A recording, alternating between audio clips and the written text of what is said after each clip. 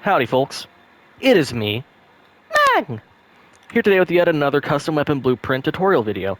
This time we're doing it back to back. Bet you weren't expecting that for once.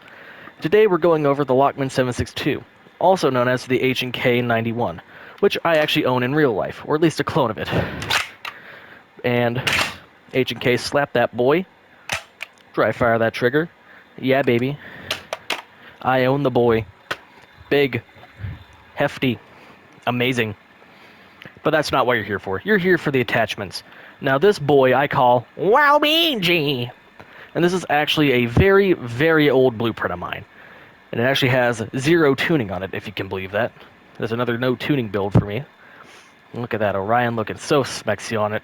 Don't have many guns with Orion on it anymore now that I use the You Dropped This camo, but let's get into these attachments.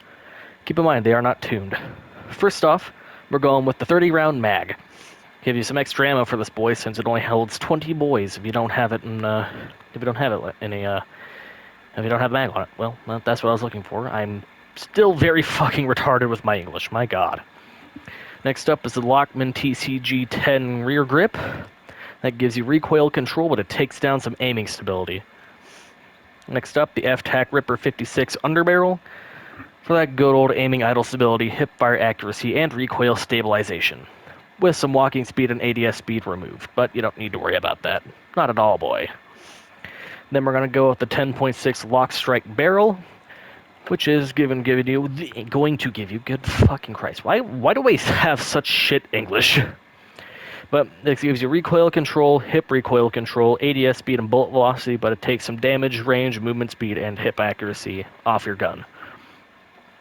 Lastly, but not leastly, you need the Seiken Tread 40 muzzle, which gives you vertical and horizontal recoil control, but takes some ADS speed and aiming stability down.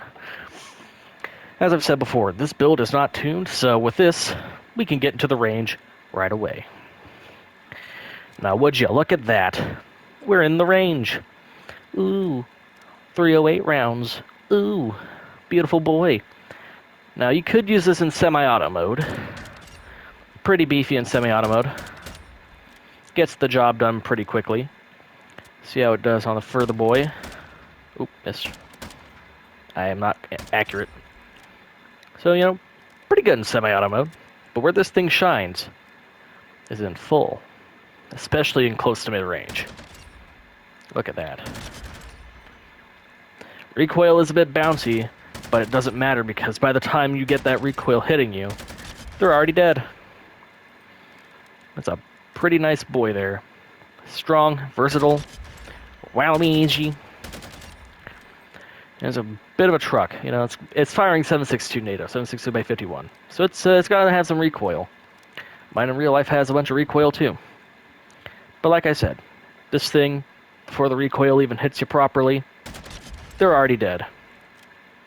Now, as I did in the other video, let's put these at a fully maxed out dummy. For those Warzone players out there, let's see how this goes against a full armored boy. Armor broken that quickly. Mid-range, it's going to be a bit more difficult, especially because, they're going to be actually moving and aren't going to be stationary like these boys.